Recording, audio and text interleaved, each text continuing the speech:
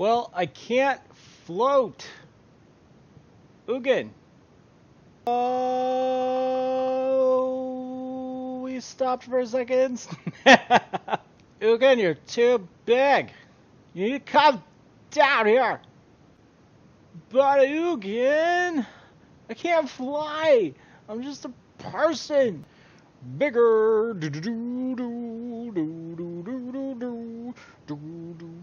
Best friends.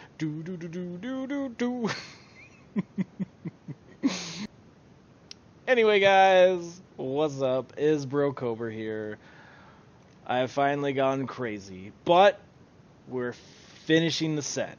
I swear to you. I swear it to myself, too. This one is actually the shortest one by far.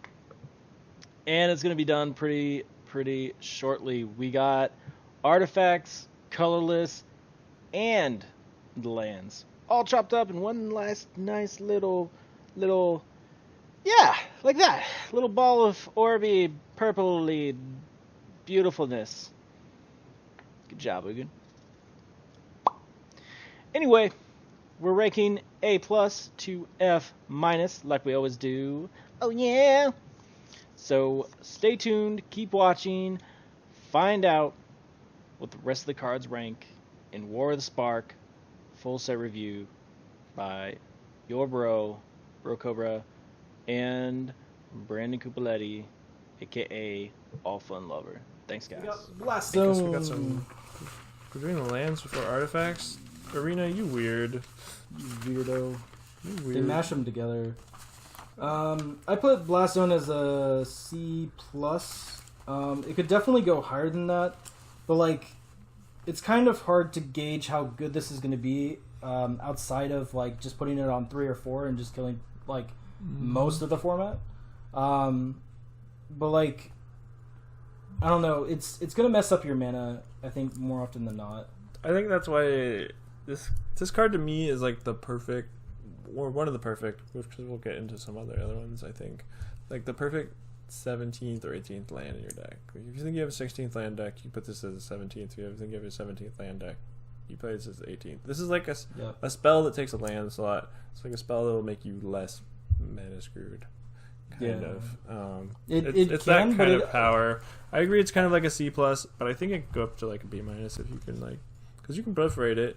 Yeah. Or it's also it's also really good with Soul Diviner. I think with lands they're going to be evaluated a little bit differently because you have to evaluate them in the prospect of like either taking it over like an actual card or playing them over like a different land. So I just wanted to premise. Well, usually lands, especially ones that are like spell lands, like this one. Yeah. They're especially valuable and limited because it just means you get to play more picks, so your deck is just more powerful on average. Yeah. But I think I would just always play this in like every deck. I think it'd be hard for a 3-color deck though. Like I don't think you can. It's a little bit hard on a 3-color deck, but like you have to have fixing. You just don't count it as like one of the lands that you would play otherwise. You count it as like a spell. That's fair. Like a wasteland in cube. Gotcha. Emergency zone. F-. Don't put this card in your limited deck. Don't do it. It's not worth it. It's not worth it, chat. It's gonna break you. You have to sacrifice it. You're gonna get kicked in the nuts later. It's gonna be a waste until then. And people will naturally hate you. This is not the 18th land you want. Gateway Plaza. I said A+. Free mana fixing. Dude, no. I'm saying as far as lands go, like I don't know. I guess like realistically, this, like, if you want to do like pick one, pack one, you're not taking this over a B or even a B-. I'm taking this over a lot of different C's, that's for sure. I'm taking it over a lot of different C's. That's why I put it at C-. I think there's some decks that really want this, and you'll want like 1 or 2 of these. It gets pretty darn clunky if you have more than that. And can we at least say by like pack 3 it's C+? You'll take it over. I mean, it can be C+ in the right deck, but you'll know when you want it, and you'll take it over like replacement level cards. I think like pack 2, it's probably not going to be on your radar unless there's just absolutely nothing in the pack. But like pack 3, it just gets incrementally better because it fixes your mana for free. Like I don't understand why you would never want to play it. It's not free, Alex. It costs a lot of tempo. I understand that it costs a mana, but like I don't know. It's like it costs 2 mana because it also ended battlefield tapped. I really like this one. But what are we gonna say on it? I said C-. I think that's being generous. All right. I don't think. I mean, you're not gonna play. You're not playing C-. You're not playing this card in your 2-color decks. You're just not gonna do it. No, but I might. And I think I most might take decks it in over this some format C are cards 2 in colors. If you have some insane bombs that you're splashing, you can take it a little higher. Okay. Let's move on. Interplanetary Beacon. No. No? Unless you're splashing. I kind of think this card's a D. I put it at D+ just for the potential of splashing, but like... It helps you splash Planeswalkers, and gaining 1 life when you play Planeswalker is not irrelevant. I don't know. I've been playing it in decks with like 4 or more Planeswalkers, and I've been pretty happy with it. I've also used it to, well, in conjunction with other splashing, to like splash some of the hybrid Planeswalkers, because it always casts a hybrid Planeswalker. Always. Well, except for Kayak, she's triple hybrid, but... Always. I've cast Vraska and Angrath off of this in my base blue-white deck, and it was great. Sweet! But it's not for every deck, that's why I gave it a D. Yeah. But it has its place. I think it is good in the place where you have a good amount of Planeswalkers that you want to be splashing, or that you want to be playing. I think you need at least 4 Planeswalkers. And like, I if think you want to probably splash, need at least 4 Planeswalkers too, or like 3 really, really good ones. Karn's Bastion! Karn's Bastion! I think this is the other... I need to change this. I think this is the other perfect 18th land. The ability to proliferate more than one time on a land is just so good. A lot of times you're just going to have this land, and you're just going to be like, not even casting your spells. They're just going to be proliferating every turn, and it's going to be great. This card is great when you're like, it's like probably the best mana sink in the set. Yeah, or at least has the potential to be. Proliferate is really powerful in the set. It just goes in every deck, because you'll find something proliferate. Even if you're just proliferating your army token, it's a land slot. Yeah, or sort of a land slot. It might just be your 18th land, might be your 17th land. If you're on the edge between like those, I would always play it, and I always play it in my proliferate decks. I think this card's great. I give it a B-. I gave it a B- conditionally, saying that I would have to pick it after pack 1. I don't think I could pack 1 pick 1 this. You wouldn't pack 1 pick 1 not Karn's Bastion? The pack would have to be very bad. It'd have to be like full of C-. If the pack is full of C's, you would take it, right? It depends on the C.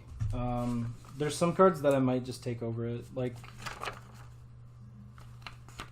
a Johnny's Pridemate. I might.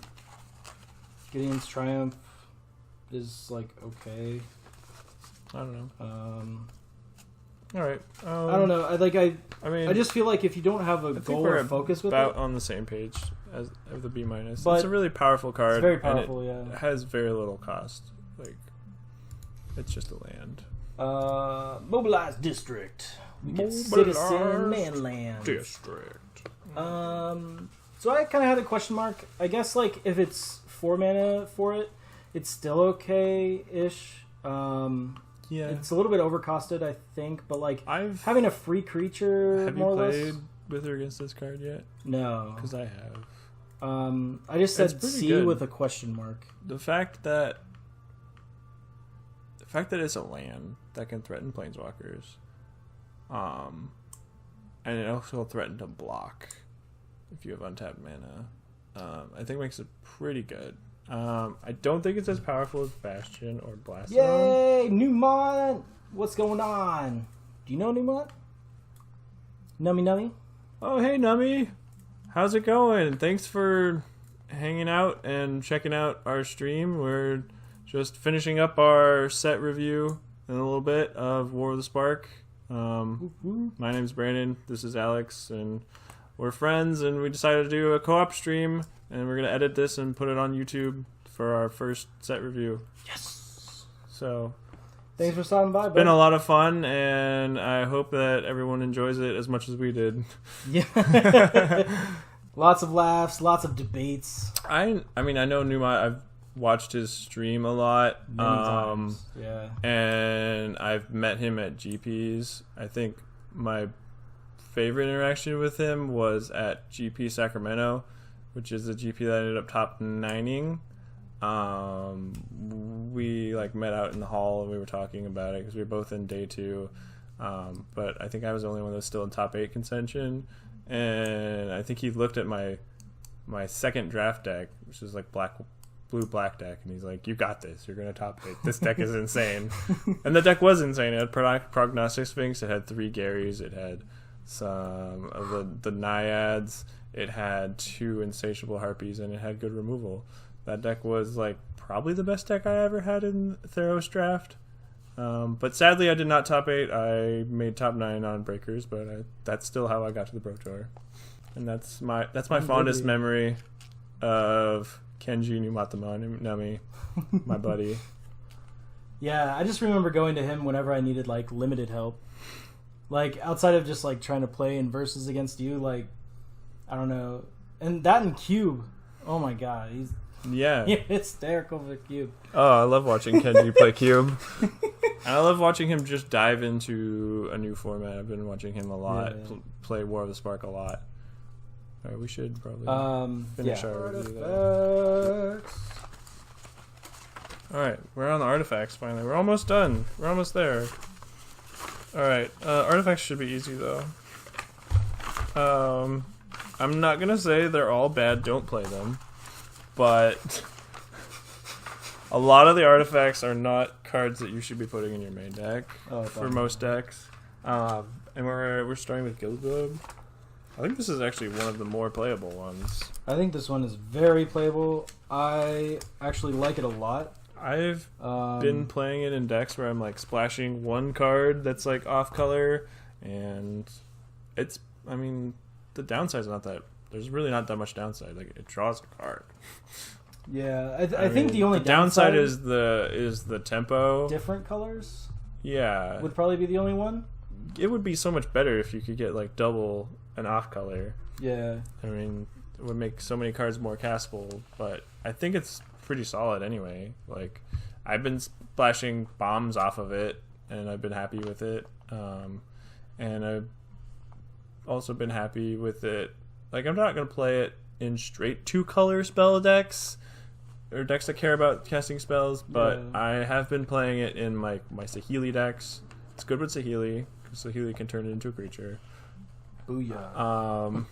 Or turn one of your servos into it. I've also turned Guild Globe into Firemine's Vessel for an extra 2 mana with Saheeli. That was pretty sweet. That was a good turn. That was a strong Magic the Gathering turn. I just spent 8 mana on turn 5. It was great. It was sweet. I say it's a CC minus. I think it's I think you can pick it over some cards, but the only thing that's really. I don't think you don't play it in your. I don't think you play it in your 2-color decks. No. So I think it has to be some kind of D, because I think you're not going to be playing 3 colors or more very often. So I think it's a D+. D+ sounds good. It's a card that I'm happy to have if I'm splashing one really powerful card or 2. And yeah, I think it's pretty solid that way. So D+ for Guild Vessel. Next is Prismite. This is a card I like a lot less. Yeah. I just gave him... Guild Globe was a D+. I'm going to give Prismite a D-, but it probably should just be an F. Although put it down. it is a 2-drop and it can trade, so I don't think I'm really going to give it an F. But it is not good mana fixing, and it's not a good creature. It's got 1 toughness, so it's really vulnerable. Yep. I think the best thing you can do with it is block an Evolution Sage. That sounds pretty good. I think... But I don't think that's where you're going to get very often, and I don't know why your opponent's offering that trade. The best value you're going to get from this is if you have Swahili change it to something else. That is what is going to be best happening there. So F or D-, whatever you prefer. Yeah, you probably shouldn't play Prismite. Probably not a correct, not the thing you should be If doing. you're desperate. Yeah, if you're desperate for 2-drops and your mana sucks, then maybe. But also, maybe you should learn how to draft instead before you put it in your deck.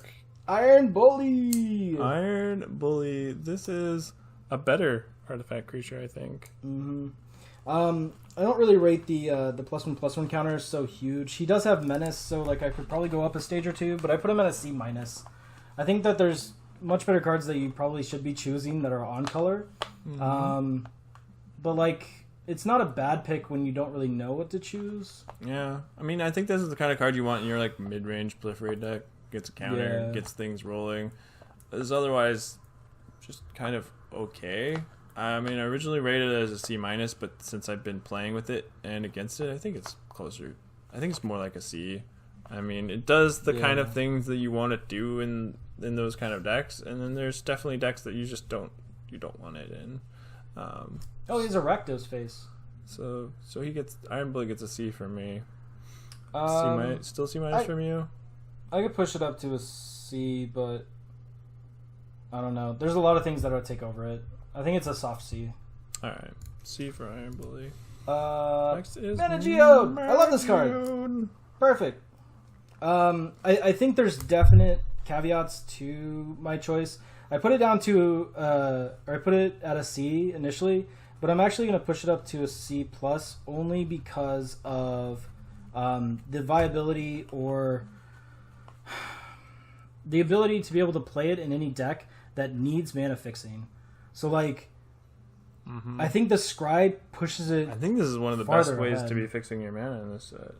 Yeah, I mean, like, I think this is the best colorless way to fix your mana. Best non-green way to fix your mana. Yeah. Okay. I agree with that, but I don't think that makes it a C+. Like, it is a C+ in decks like that, like decks that are trying to ramp and fix their mana for their more than 2-color mana base. So that's why I think it's more like a C-. I think that if you're looking at the pack and you need that mana fixing, you have to reevaluate how good this card's going to be. Mm-hmm. So like I'm conditionally saying it. Well, I agree that it's like a C+ in those decks, but like I also think that most decks don't want it. Like, you're not playing this in your 2-color decks unless you really have something great to ramp to, like Parhelion the second or something. Or commence the festivities. Get there. But like, I think that those green ramp decks are gonna want it anyway, and they're probably gonna be playing more than 1 color. So I think this like goes in like 2, maybe like to like 1.5 archetypes. So like green white. I can split. Green white can be a ramp deck, and green black can be like a ramp multicolored deck. I'll go back down to C, but like I think that more often than not, you're going to try to splash for something. Like, you're going to get a look at way too many cards, and, like, I think... I don't know. I just really like the effect of being able to fix your mana, and I'm a pretty big person who likes to play more than 2 colors, so I might just be using my own personal preference with this one, but the Scry and the making mana of any color, being able to play it in any deck, I think it checkmarks a lot of things that I would want. For most mid-range decks. And I think all 3-color decks just want it. Okay. Yeah, I think all 3-color decks want it. I think you think that... I think we're kind of in agreement that you wanted 3-color decks, but I think that you are thinking that there's going to be a lot more 3-color decks than I am. Yeah. Like, you think that, like, 3 colors is going to be more normal than not?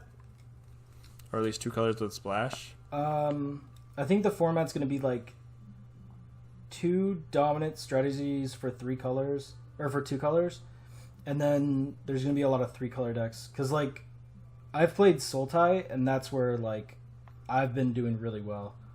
And that's probably because I do have, like, I have, like, either the 2-drop or the Mana Geode to fix the mana. But, I don't know. That color set just is usually to always just powerful with. Yeah, I think I'm going to need to do more drafts than just the one that I've done so far to really be able to evaluate where this card falls in the format. But I think you definitely want it in 3-color decks. I just don't know how often you want to be 3 colors. Gotcha. Okay, so CC minus. CC minus. Depending on where you want your deck to go. Don't play your 2-color decks. Nope. Unless you're same thing here. ramping to something great. This is kind of a similar thing, but I think it's kind of worse. I think it is too. I put it at a D. It's one extra mana. It makes 2 different colors. Yeah, but it costs 1 more mana, which is like a huge thing. Yeah, so like it's tapping out. ramp, but... Tapping out for this on turn 4 is not great, and I don't think that's what you want to be doing.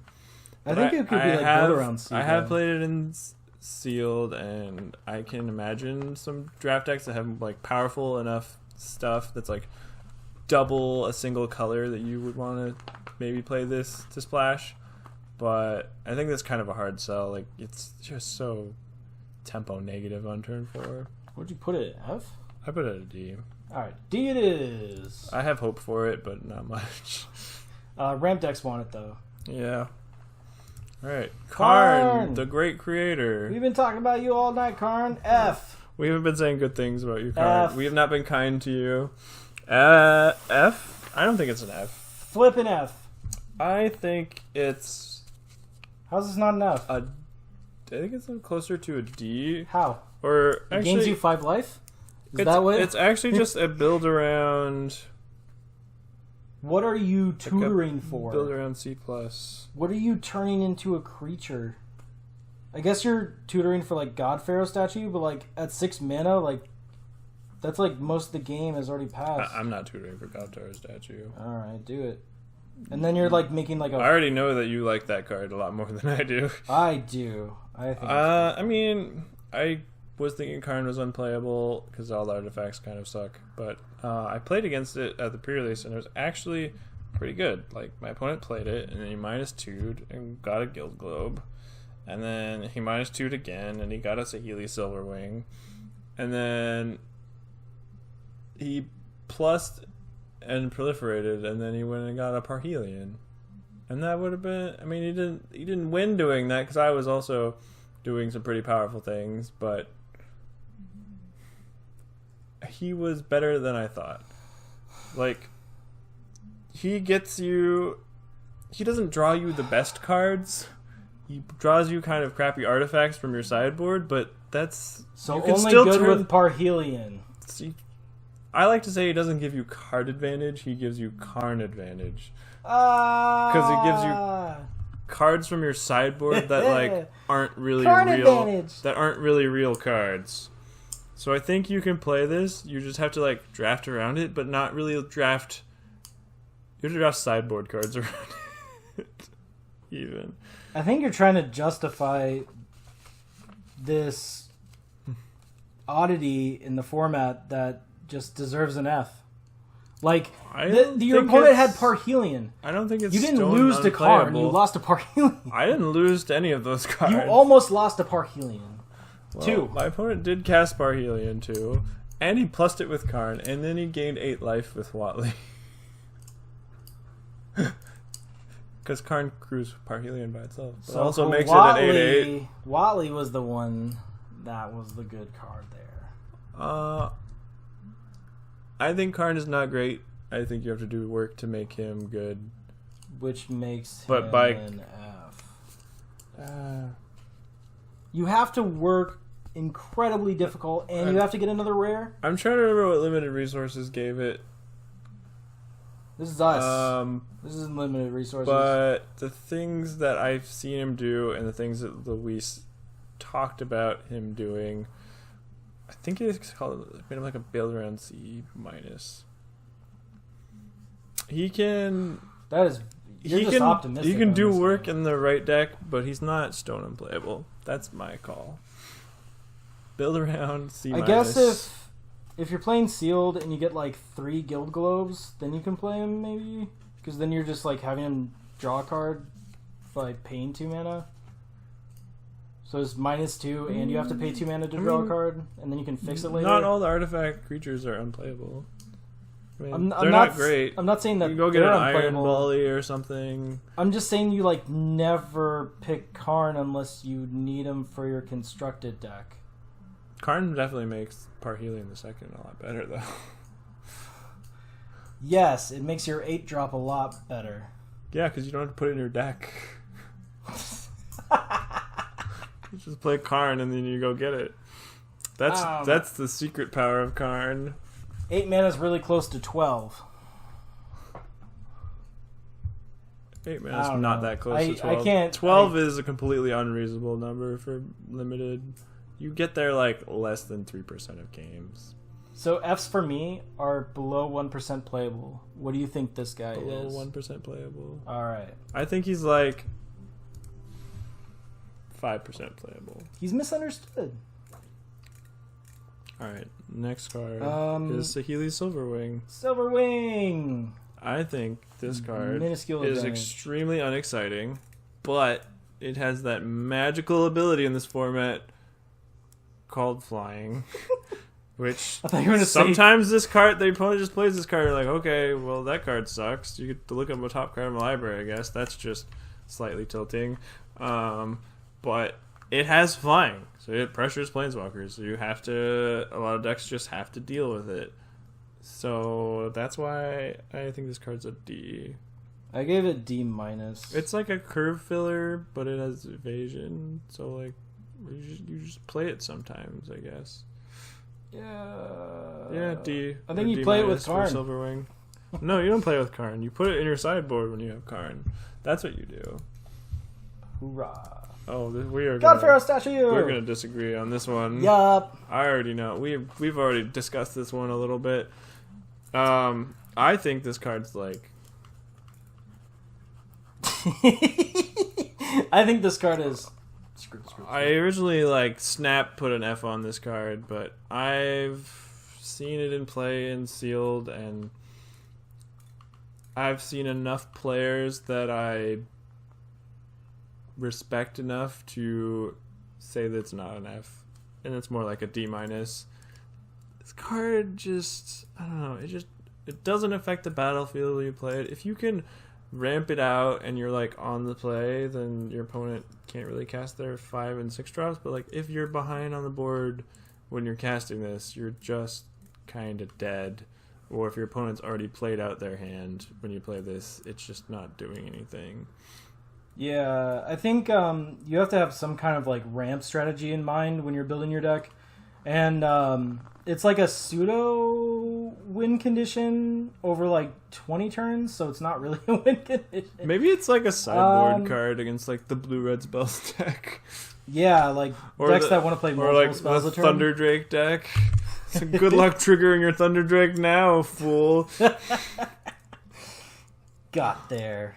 But I just don't think it does enough to be I put it as a C-. playable Magic card that I want to put in my main deck. I mean, you don't... I don't know. I think you're going to have not very many playables to be able to play it in your main. And, your strategy has to be, super long and, control-y. But, I think if you're a ramp deck, you could also use it as a way to help you out. But, yeah, again, So you want to tell them what you rated it then? C-. C-. I would actually pick this over, some of the other more playable cards, I guess, in your opinion, in the format. But I'm saying D-. I don't know. It's a stretch. I think this card's gonna have to beat me before I respect it. Gotcha. One life at a time. Ugin, the inevitable. Did we not review Ugin already? No, he's colorless. Oh, okay. So his static ability pretty much just isn't there. Sometimes it can be relevant with his Conjurant, I guess. I've cast some Guild Globes for free off of him. Alright, there's that. Free Guild Globes, that's where it's at. But you don't play him for his passive. He's No. the opposite of Saheeli. Yeah. But his minus is solid removal. It basically kills anything in the format that's like really playable. I mean, we just talked about all the colorless cards. And then his +1 is card advantage as well as creature. We did it. Protection. You board in Karn against their Ugin deck. They can't kill Karn with Ugin. That's true. And then Karn just goes and gets a Saheeli Silverwing, which will go kill the Ugin. Oh my god, we just broke it. Ugin. Alright, Karn, sideboard card against Ugin. There you go. I'm just kidding. Totally. Ugin is actually feels a lot like Liliana to me. It's like a 6-mana planeswalker with like relatively high loyalty. It's not as good. I don't think it's as powerful as Liliana. No. Its plus ability reminds me of Liliana a lot, and its minus ability is very powerful. I've beaten Liliana with Ugin before, or maybe I did. Maybe once. Maybe that's the only time I've beaten Liliana is when I killed it with Ugin. But for a while we had like this board stall where we were both plussing our planeswalkers that make 2/2s that draw cards. And eventually Ugin just nuked Liliana. But like this is like a card that's like but this card really is sweet because so you get to powerful, pick the card that you and draw. you get to put it in every deck. Every deck. This card is probably an A on power level, or it's pretty close to an A plus on power level, but it's an A plus to me because I think you just always take this card. You take it and you can put it in every single deck in the format because it's colorless. A plus. Ugin gets an A plus from me. I had it at A. This I actually scratched out the minus, but I had it as an A, and I think Ugin's that like the best first pick you can have in the format because it always makes your deck. He's the best pack 1 pick 1, best pack 2 pick 1, best pack 3 pick 1. Yeah, he's just so like I can good. push him back up to A plus. I agree because of A plus for Ugin. Take this card and put it in your deck every time. Pick it. And then we have Ujin's Conjurant. Every time I see this card, I'm reminded of the sick play our opponent made on stream. Yeah. On the first day of Sealed, I came over here before we did our site review, and my opponent cast Kasmina's Transformation on Ugin's Conjurant. I don't think they've thought that through. I don't think they realized what would happen. So when you cast Kasmina's Transformation on Ugin's Conjurant, you're giving it 1 power and 1 toughness, and you're taking away all of its downside. Awesome! I'll give your creature +1/+1. I'll give your creature +1/+1 and take away the downside. Yes, please. Our opponent, I'm pretty sure we won that game only because they did that. We did. Because they had a really good deck. Because then it pushed it up to a 5/5, and then they played like a 4/4. It was so good. Or a 4/5. He played Saratog. Yeah. And then we were like, oh, okay, sweet. It was so good. Good but job. Actually, I think this card's really good. As a curve filler. I put it as B. I think you just play it in every deck. Yeah. Like, I think it's like a C plus power level, but like you could just put it in any deck and it'll fill your curve. Its downside is, its other ability is always a downside. Like, it gets small when it takes damage. Yeah. The only upside about that ability is against Death Touch, and a lot of people don't realize how good it is against Death Touch. You're like, I've blocked my 1/1 Death Touch. Okay, I'll remove 1 +1/+1 counter. And like the other thing about this too is like if you have it big enough, it can survive first strike. Yeah, and you can proliferate like, onto it. And you can still.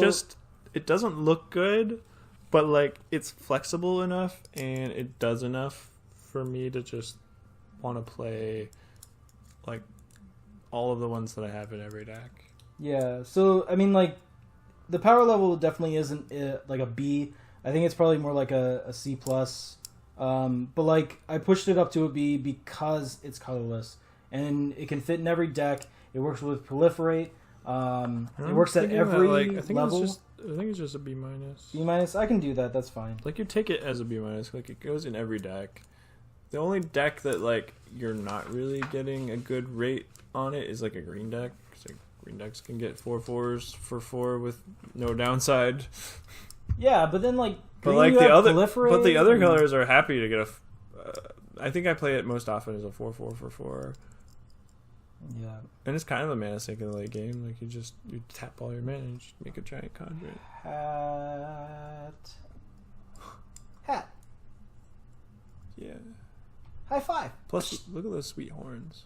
Look at those horns. Super sexy. Ugin Conjurant, B minus for both of us. B minus. I can move down to a B minus. Yeah. All right, B minus for Ugin Conjurant.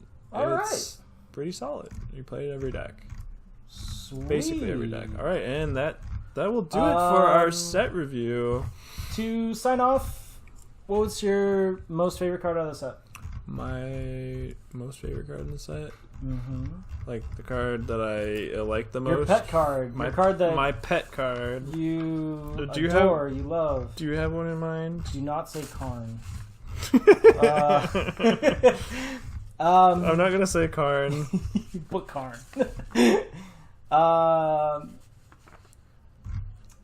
I think my favorite card that's not like...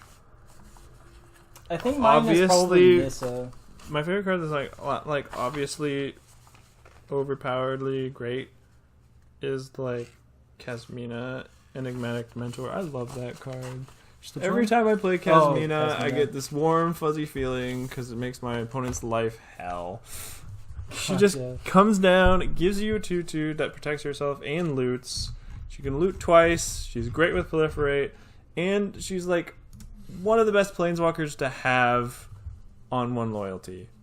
She just sits in play, and she's just what is it? I don't know. That blue siege. Just everything your opponent plays costs 2 more to cast. I mean, doesn't. I mean, it's not really the siege. Frost Titan's ability. I don't know. Frost Titan for all your things. Yeah, it's so good. I really like it too. I think every time I play Kasmina on 4, I feel like I just can't lose. I really like Nissa. I got like a taste of her, and I've only played her in one sealed pool, but the one that I did, I got to play her with Nissa's like obviously very powerful. Do you want me to pick like a non-rare, non-mythic? Everyone knows that Nissa's very powerful. Non-rare, non-mythic. I'm gonna pick Mawu. This guy is Mini Bomb. I love this guy. Oh man. Like a mini boss. Let's look at him. Look at this kid. Mini boss. Look at this kid. He's flexing. Do you see this? He has 6 packs on his arms. Whoa. Like. That's one swole doggo. What? He's not even a pit bull. That's too... He's like, fetch my paper. He's like, meow. Pretty sure that's what dogs do. Alright, well, this has been Alex, Bro Cobra. And Brandon, or All Fun Lover. Twitch.tv/All Fun Lover. All Fun Lover. ALLFUNLOVER. All one word. And I am a limited streamer. I might do some constructed streaming when it comes time to test for that upcoming MCQ. I might have to learn standard. I don't really want to learn standard. I love to play limited because I love to build decks, and I get to build the most decks when I play limited. Limited is just great because it's different every time, and I'm really glad to be a part of this. And I think I'm going to keep doing set reviews in the future because it's been a lot of fun. Me too. And I think this is going to be really helpful for a lot of our followers, especially people that are getting, like, are new and they're getting into limited. Yeah, because we do go over, like, the interactions as well as, you know, the cards and how good they are power level wise. But so he'll do the limited. He'll give you the best knowledge there. I do standard and constructed. So then we'll probably be helping him build decks in the future when he's getting ready for that. Unfortunately, I didn't qualify. I think I ended at like 99%, 98% in constructed. Bummer. Yeah. Both seasons?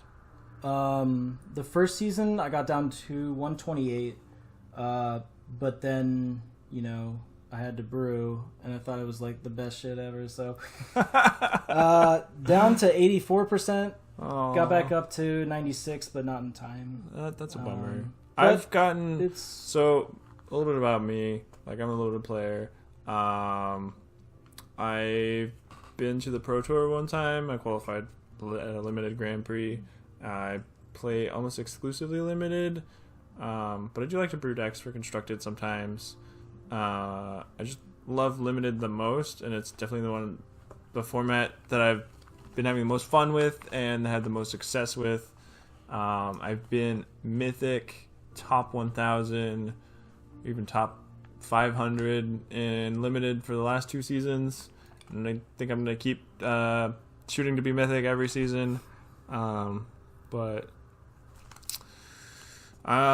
since I'll definitely be trying to qualify for the Pro Tour, or they call it Mythic Championship now.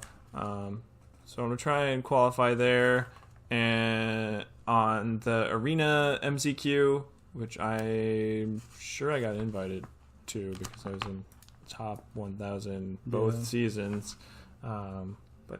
So I guess I'll have to learn Standard for that. So you might see some Standard on my stream, but probably just for that. I do work full time, so I'm not streaming all the time. So the best way to catch my streams are to follow me on Twitch, or to just add me on Facebook. My name's on Facebook. I'm Brandon Cuppoletti, BrandonCuppolletti. I'm pretty sure I'm the only Brandon Cuppoletti. Cuppoletti is not the most common last name, unless you're in Italy.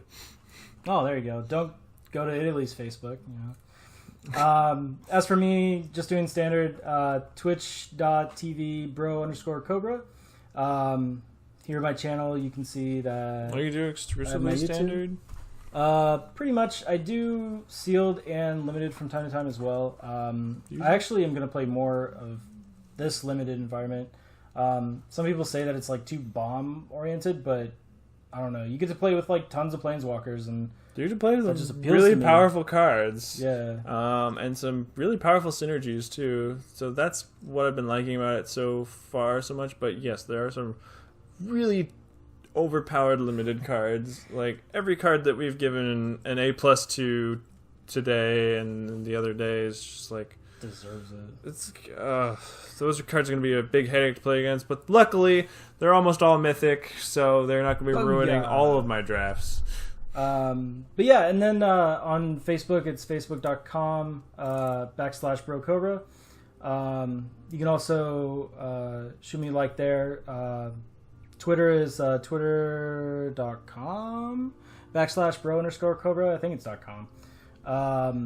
But yeah, it's pretty much the same name. Usually I'll post some links and stuff for Twitter and Facebook so you guys know when I'm going live.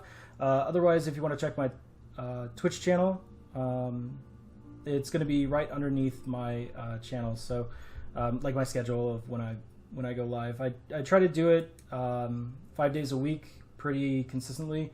And it usually starts around 2 p.m. But I'm going to try to do more content for YouTube, and this was just the start of it. And yeah, more set reviews in the future. Do you have... I haven't seen your... You want to tell your viewers about your YouTube channel? If they're not already watching us from YouTube. So my YouTube channel is probably going to be more like just different deck constructions, different deck ideas. And then probably just playing them in a few games. We're going to do set reviews as well, and we'll probably try to, later in the future, once we get, a setup more geared for it, but probably like a live stream with actual cards. I think that's something that I want to try to pursue. And I asked a lot of people to try to do the set review with me, And Brandon was kind enough to be the only one out of 7 people that had enough free time. And I'm really glad that I was your 7th choice. Whoa! Even though I'm like the best limited player in the county. No, you were 4th. 4th? That was your 4th choice? Well, I mean, I'll take it. I mean, you and I aren't that close. You but are I the think, best. I hope that we'll change that. Do more like partnerships and co-op streams in the future because this has been a blast, really. Yeah, and if I can help you with standard in any way, like I'd definitely do that. And if that's going to be a thing, then we'll definitely probably gear it towards a certain type of play style. But and I'm pretty sure we're already like both auto hosting each other. Yeah. So follow one. If you follow watch all. one of us, then you'll probably catch the other one when they go live. Booyah! So turn those notifications on. Leave some comments down below.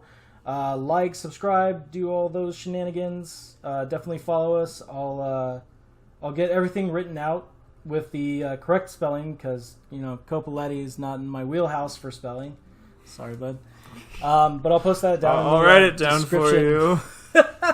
It'll be down in the description below, so you have the correct spelling as well. And then until next time, yeah. Go in peace, bro.